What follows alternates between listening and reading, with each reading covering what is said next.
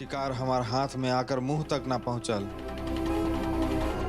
अगर वो हिरन जिंदा होके तो ओकरा के छोड़े के ना चाहिए। शिकार तो कर ही के पड़ी।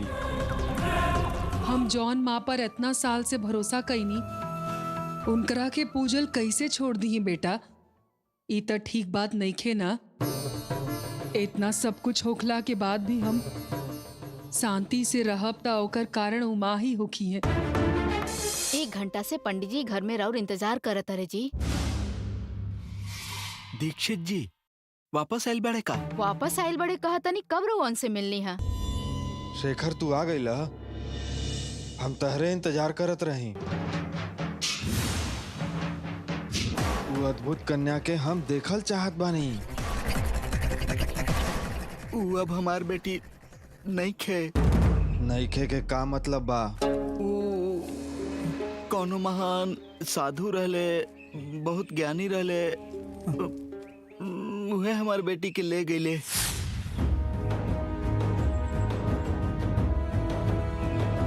श्री चक्र के दुष्ट लोगन से रक्षा करके खातिर वो राजकुमारी मयूरी देवी के हाथे सौंप दे।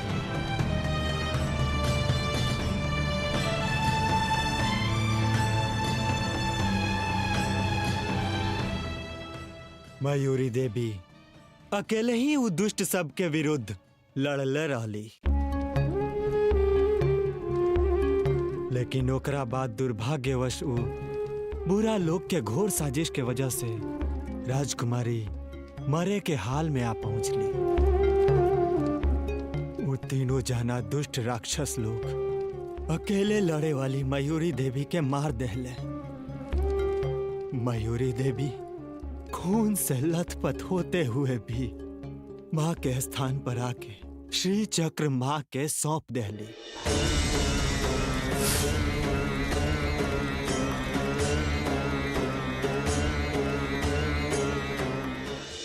उ महादेवी के दिहल जिम्मेदारी निभावे खातिर उनकर जान जाए के हालत हो गई। तब वो माँ ना आईली सोच के उ नाराज हो गईली। अगर दोसर जन्म भइल तो उ जन्म में हम माँ के दुश्मन बन के पैदा होखा भी शपथ लेके उ अपन जान दे देली।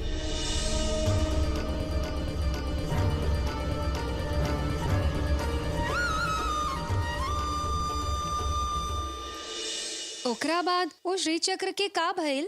श्री चक्र गर्भगृह के पीठ के अंदर जमीन में चल गई। भक्त सबके उद्धार खातिर और दर्शन खातिर प्रत्येक 21 साल में एक बार गर्भगृह के पीठ से भलाई खातिर बाहर आवेला, भक्त के दर्शन देला, पुनः गर्भगृह में चल जाला। जे उस श्री चक्र के दर्शन कर लेला ओकर जन्म जन्म के कईल सब पाप धुल जाला। दूर दूर से भक्ति भरोसा लेके दर्शन करे आवेला। गर्भगृह के अंदर गईला के बाद वापस 21 साल बाद वो वापस आवेला। अरे बाप रे, इतना साल लगेला का? ई तो ठीक बा। वो जौन राजकुमारी मयूरी देवी माँ के दुश्मन बने के शपथ ले रही, वो पैदा भइली की ना?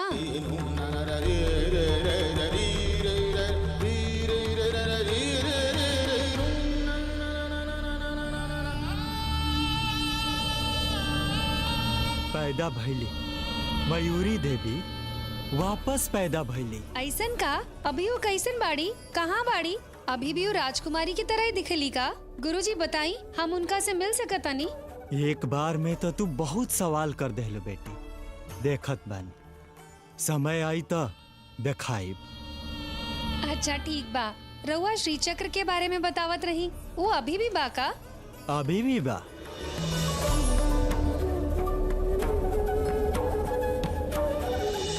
कहाँ रखल बा? त्रिपुर सुंदरी माँ के मंदिर में। वो कहाँ बा?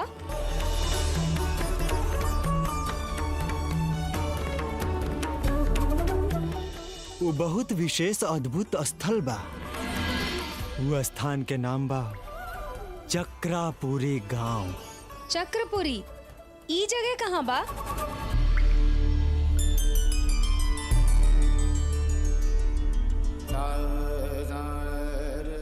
अभी हमनी के जा रहल बानी चक्रापुरी ही।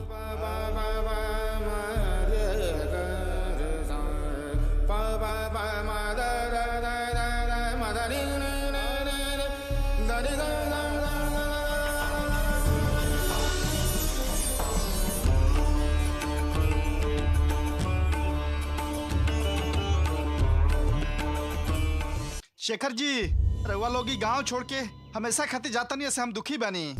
हमने रिश्तेदार हैं, लेकिन कबो कबो भाई भाई के तरह झगड़ा करके भी साथे रहल बनी। हम क्या करी?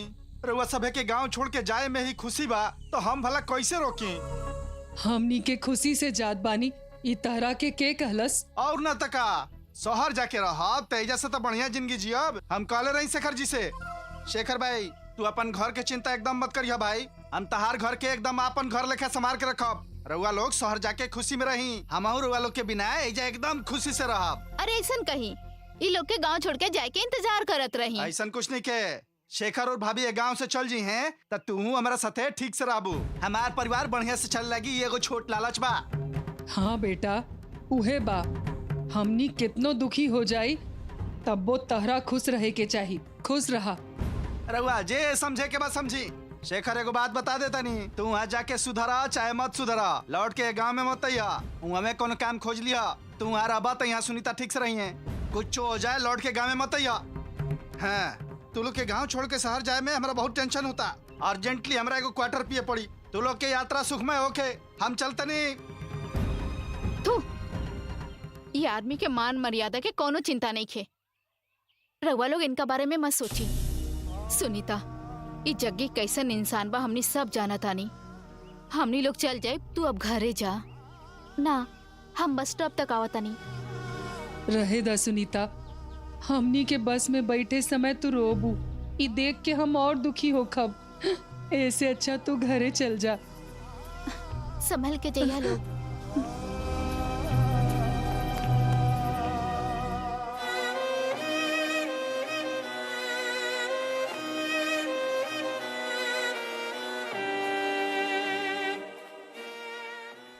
चला माँ, चला।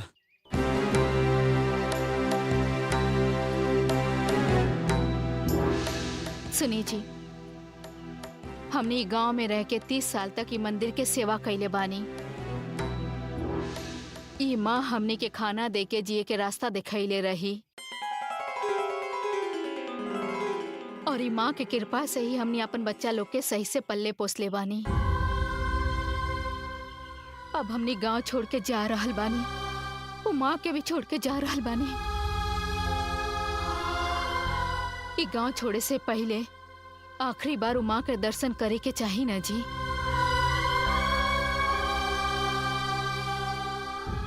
हमरा ही माँ से कोनो द्वेष नहीं खे ललिता, गुस्सा भी नहीं खे। बाकी पहले जैसन अब भक्ति ना रहल। हम मंदिर में माँ के सामने खड़ा हो जाएं तब वो पहले जैसन श्रद्धा ना होखी। पहले तो हम मंदिर में माँ के प्रसाद बनावे से लेके हर काम सेवा भाव से करत रही। बाकी अब माँ के सामने खड़ा होए में भी हमार मन विचलित होके लागेला। प्रार्थना करे के मने ना करे हमार। हम मंदिर में ना आए, लेकिन तू लोग के रोकब भी ना। तू लोग के जौन इच्छा, तू लोग जाके आवा, हम यहाँ रुकत बनी।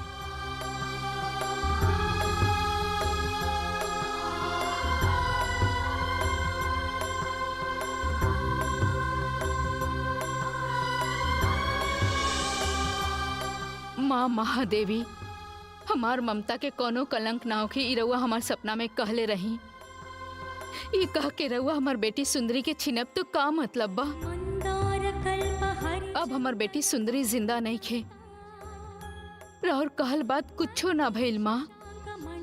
आज हमने के गांव छोड़ के नौबत आ गइल बा। हमार अपन बेटी के बिना जिंदगी नहीं खे। हमरा के हमार बेटी वापस कर दी ही माँ।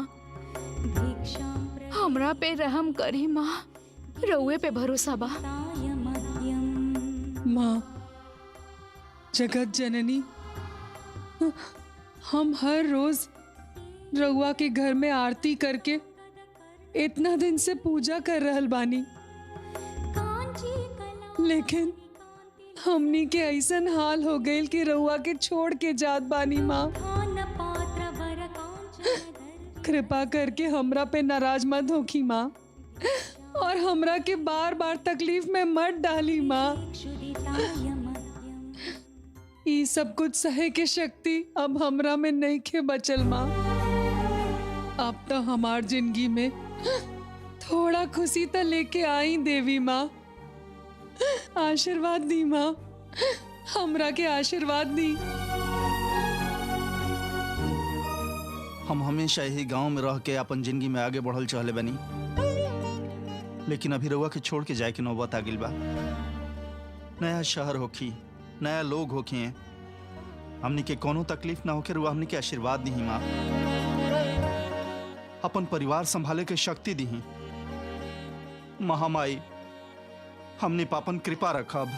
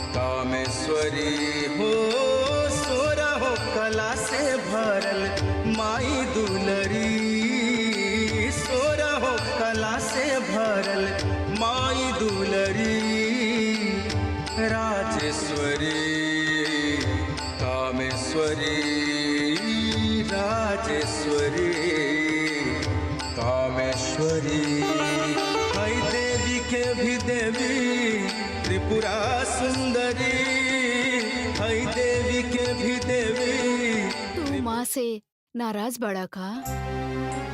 तहार मन दुखी बा इस सोच के माँ के मंदिर तक आके माँ के दर्शन ना करबा का? हर रोज माँ के दर्शन करके तू ये माँ खातिर प्रसाद बनावत रहला ना? सच बताइए, ऐसा संकट के समय में माँ के कृपा तहरा ऊपर रहे के चाहिए ना बेटा। लेकिन तू माँ के दर्शन ना करबा इस सोच के मंदिर के बाहर ही खड़ा बड़ा। कष्ट दे के इंसान के मन के कड़क बनाए वाला भगवान जी बाड़े।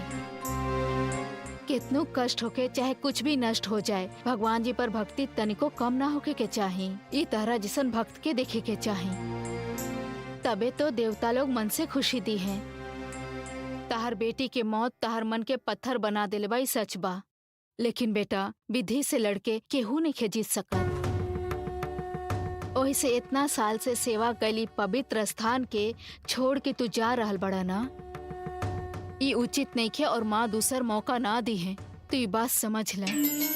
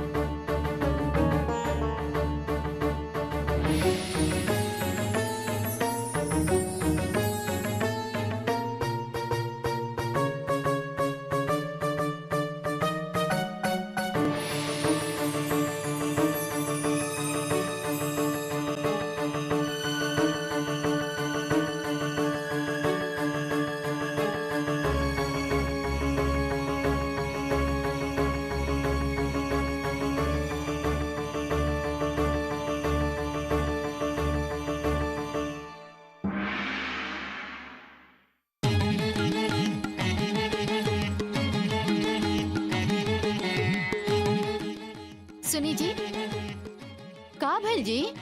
का भइल बेटा?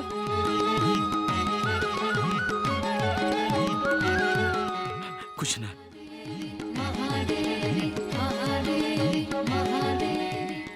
चला जा।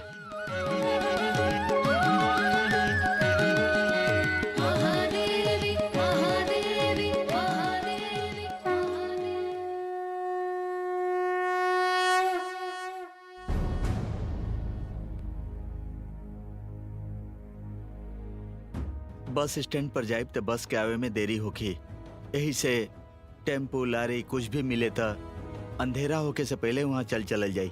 वहाँ चल के सूरज मामा के ढूंढे के होगी।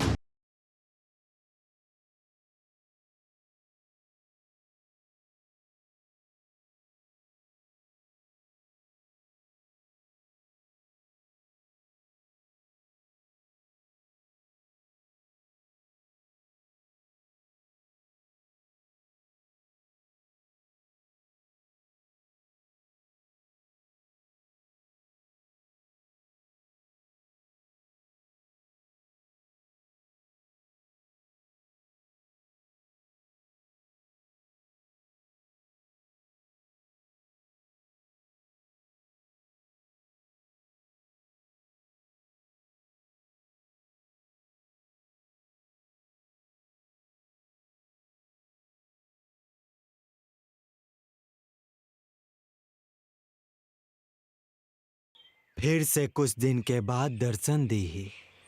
वो त्योहार के शुभ अवसर पर कुछ अद्भुत होखी के कुछ अजीब होखी, केहू कुछ नहीं खे कह सका।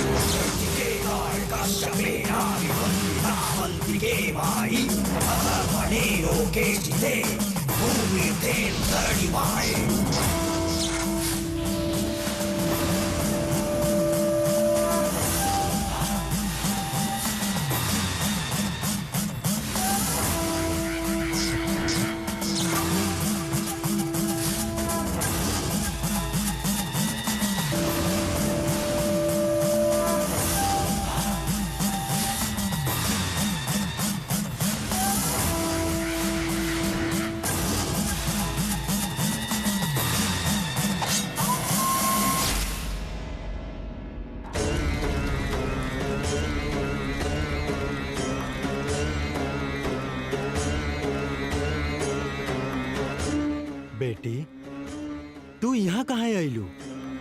बेटी, हाँ हम कहाँ गए रही? हम तो एजे रही ना। तू हमरा पीछे आवत रहलू, लेकिन अचानक से गायब कहाँ हो गईलू?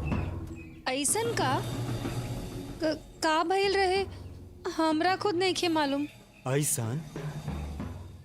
ठीक बा, चलल जाओ।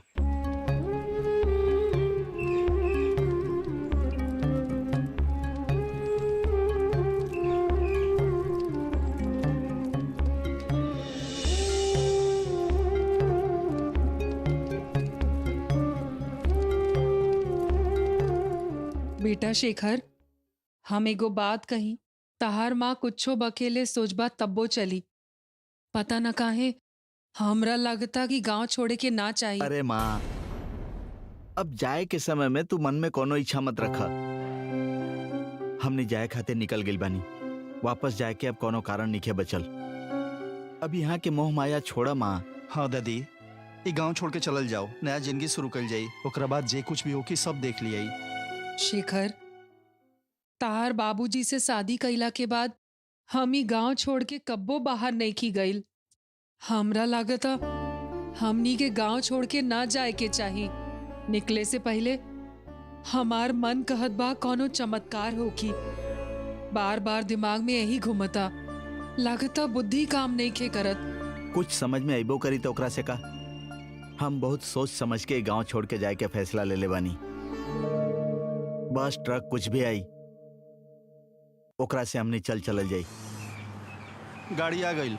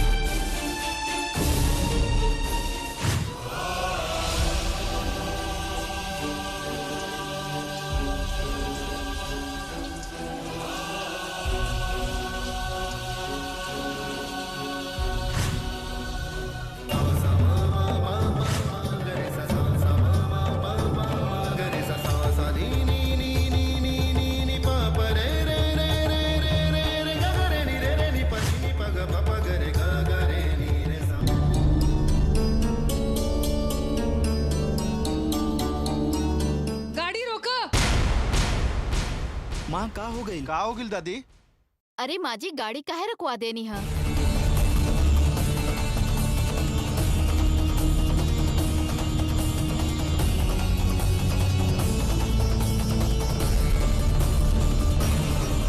ए रुकी, गाड़ी रोका।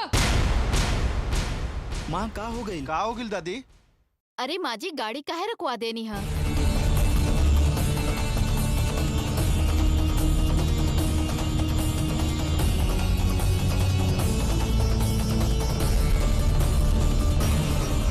ए रुकी।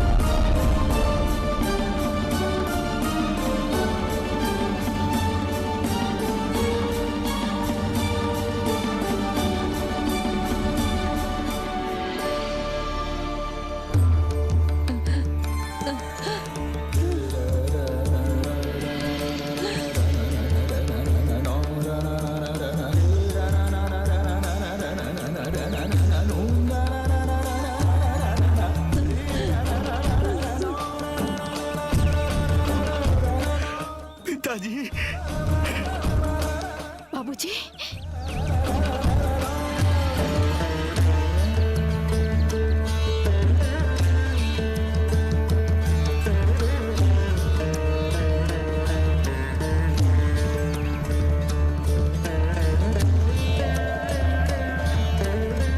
तोहर दादा में बेटा। दादाजी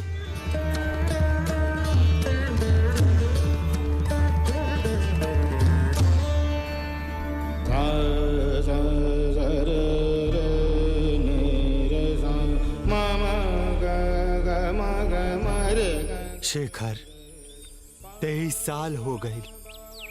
हम फिर से तू लोग के देखा बेकर भरोसा ना रहे, लेकिन वापस हम सामने खड़ा बानी। कैसन बाड़ा तू लोग? हम शेखर से कहत रही कि कोनो चमत्कार होगी। हम दारा से कहले रही ना हाँ शेखर। माँ।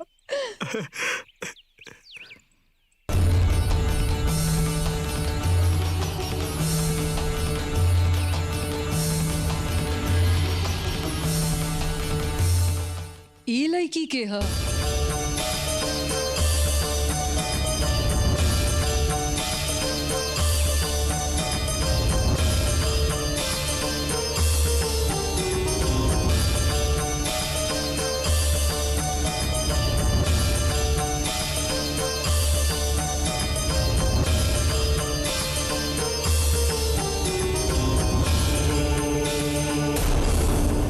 आहा, सुना, हमने एगो काम कल जाओ।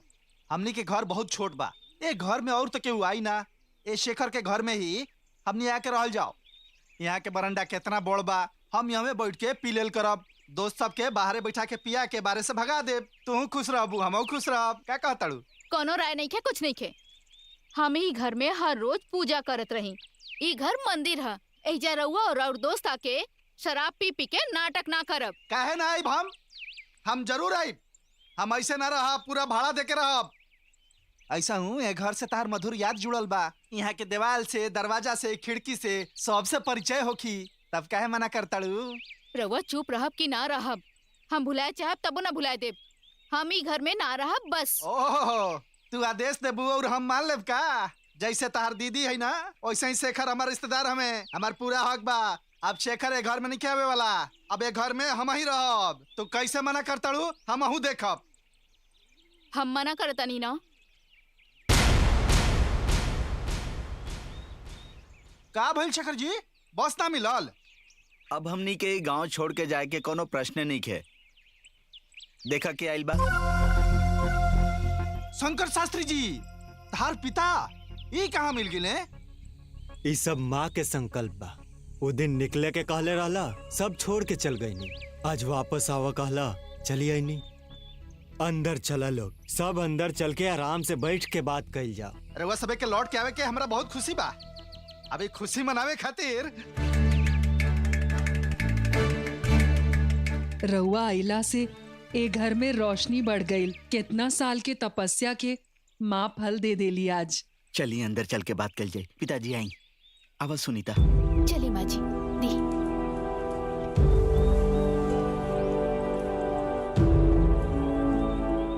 रुका सुनी, रउआ घरे आइला से हम बहुत खुश बानी, लेकिन ई लड़की के ह पूछनी तो रउआ कोनो जवाब ना देनी। कहनी ना कि सब अंदर चल के बता दे। सब बहरे बता दी का। अंदर चला, सब कुछ समझ जाइबो।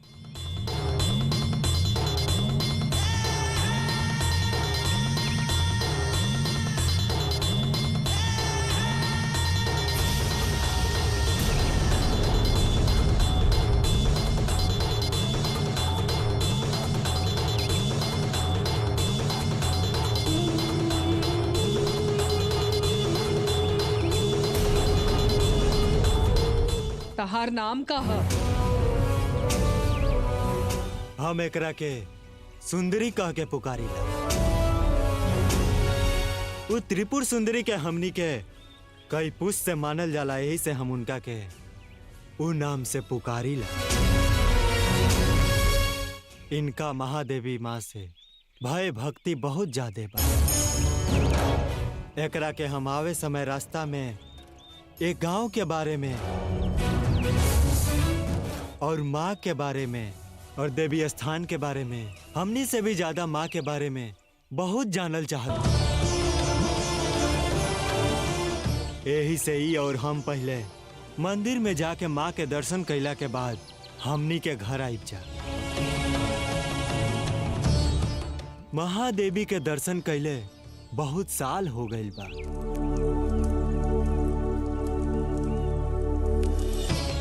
एक का पिताजी घरे औते मंदिर जाए के बात कर रहल बानी। 23 साल के बाद रउआ घरे वापस आइल बानी। इतना साल तक कहाँ रहनी, कैसे रहनी, हजारों सवाल मन में बा। हजारों बात करे के बा रउआ से।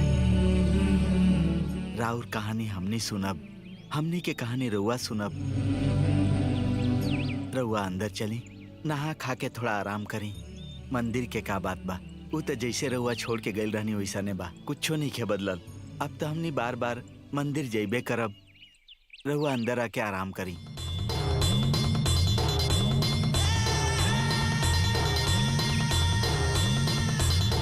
ई सब जरूरी बा का? जौन हाथ से रउआ माई के पूजा कैले रही, उहे हाथ से रउआ माई के बंधले रही। अब उहे हाथ से माई के संध्या वंदन भी नहीं कर सकत, माई के पूजा भी नहीं कर सकत। सब काम बाया हाथ से करतनी, खाना भी बाया हाथ से खातनी। एकरा से खराब हालत इंसान के और का होगी।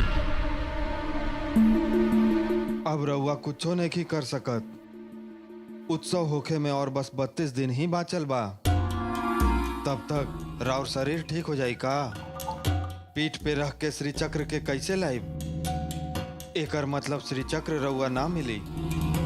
अब की बार रउआ छोड़ दे, तब ही समय 21 साल के बाद फिर लौट कर आई। तब तक जिंदा रहब का? श्री चक्र हमनी के होखी।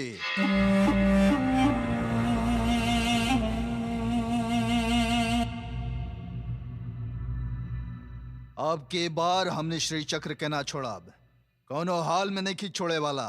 बिलाई आंख बंद करके सोचे ले कि दुनिया में अंधकार हो गई। माई के बांधे से इनकर ई हाल हो गई। अगला बार तहार बारी बा। तू अपन लक्ष्य खातिर दीदी के बेटी के बलि दे देले रहा, तू तबो न सुधरला। माता के देल इलकवा के हम ठीक कर सकत बानी। ओ खातिर तारा माँ के विरुद्ध खड़ा होके पड़ी। खड़ा रहबा विरूपाक्ष शास्त्री। तारा ला हमार रास्ता उचित होई। कितनो रुकावट आई, कितनो मुश्किल होई, हम सामने खड़ा रहा। अगर तू यही तरह पड़ल रहा तो श्री चक्र के दर्शन भी नहीं खा कर सकत। ओ खातिर हम जौन कहब तौन माने के पड़ी।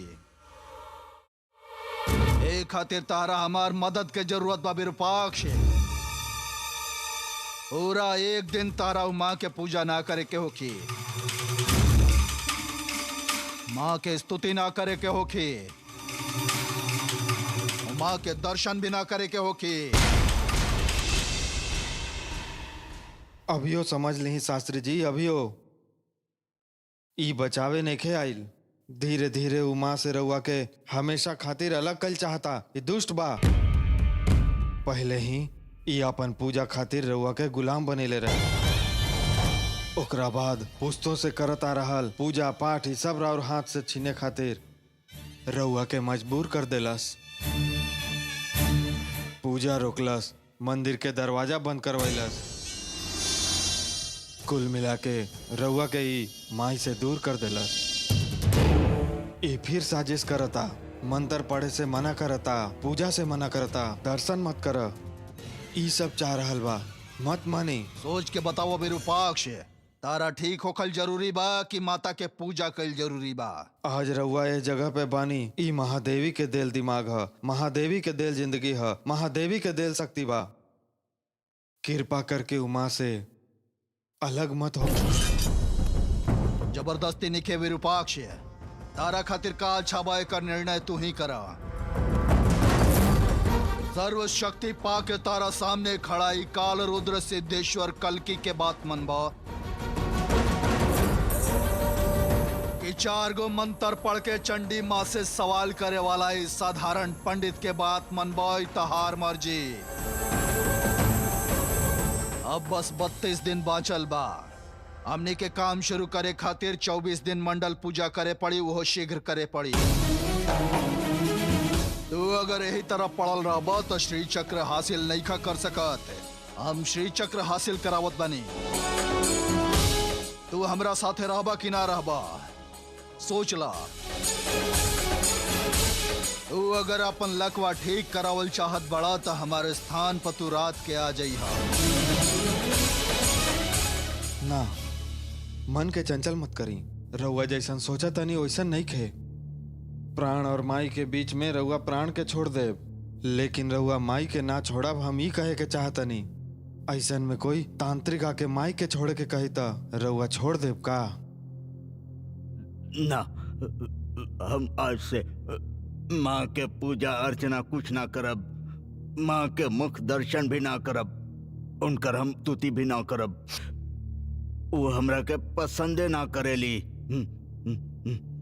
इतना साल से हम उनकर पूरा श्रद्धा से पूजा पाठ करनी, स्तुति करनी, और ओकरा बदला में हमरा का मिलल? वो हमार ऐसन हालत कर देली। हम कहे उनकर पूजा पाठ करी, जौन काम ना कैली कल की करके दी तो ओकरा से बढ़िया तो उनकर भगवान बाड़े जेकर पूजा करेले। हम महादेवी त्रिपुर सुंदरी, इनकर हम अभी से यही क्षण से हम इनकर पूजा ना करब, स्तुति भी ना करब।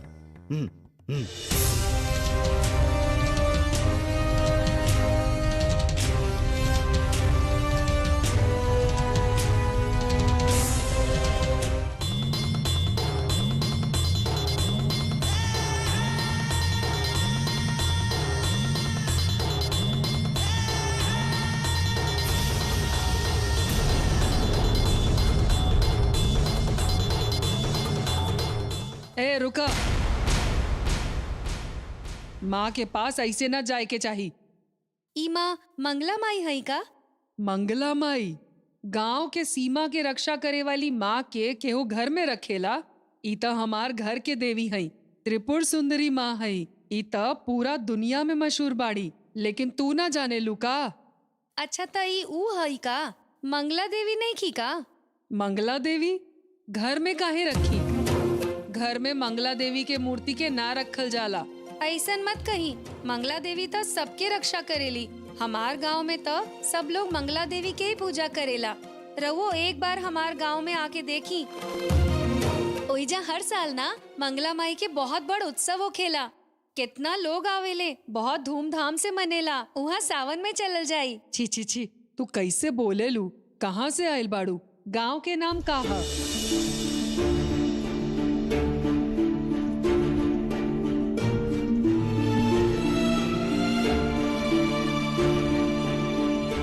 माँ त्रिपुर सुंदरी, जा गरम पानी तैयार बा, नहा के पवित्र हो जा।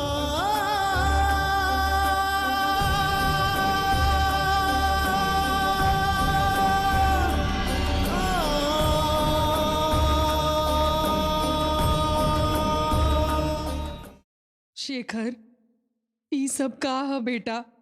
ए घर में बहुत कुछ हो रहल बा। हमरा से का पूछत बाड़ू माँ? कितना अद्भुत हो रहल बा ना सब कुछ।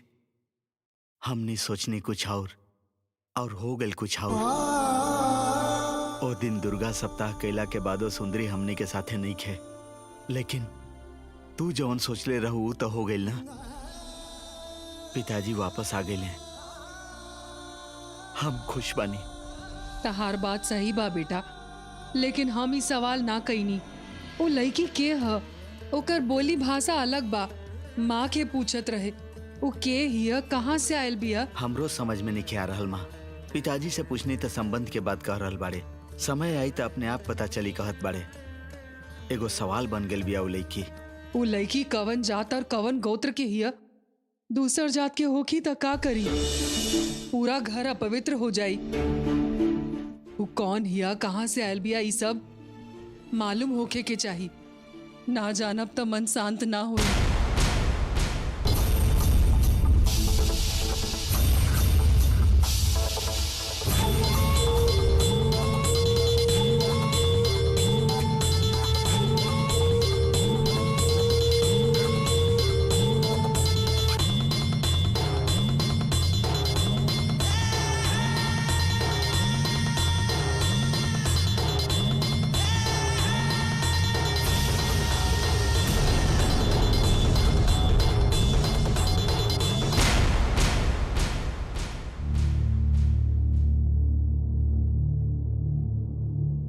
शास्त्री जी, पूजा करे के समय हो गइल बा।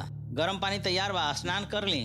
ना, संध्या बंदन ना करब?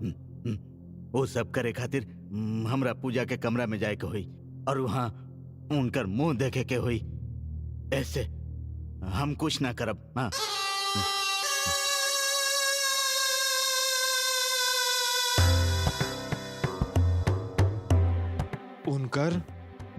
उनकर के कर।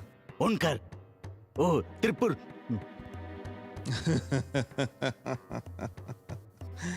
ई होखे वाला बात बका। रउआ उनकर नाम ले ले बिना रहब का? एह जन्म में ना होखी।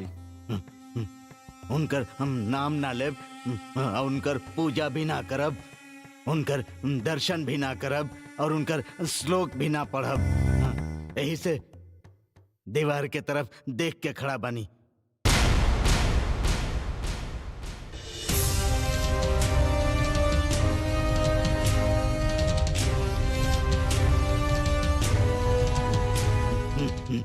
पंचम, का भेल शास्त्री जी? पहले एकरा यहाँ से हटावा, हटावा जल्दी से यहाँ से। अभी निकाला तनी। देवाल में लगल तस्वीर के तो निकाल सकता नहीं, लेकिन अपन दिल से माई के तस्वीर रउआ कैसे निकाल सकता नहीं? वो अंतर्यामी है, दुनिया के हर चीज में, हर जगह में बाड़ी हूँ। ना, वो नहीं खे। वो माँ हमार मन में नहीं खे। हाँ, हमके बचाई माँ इनका से।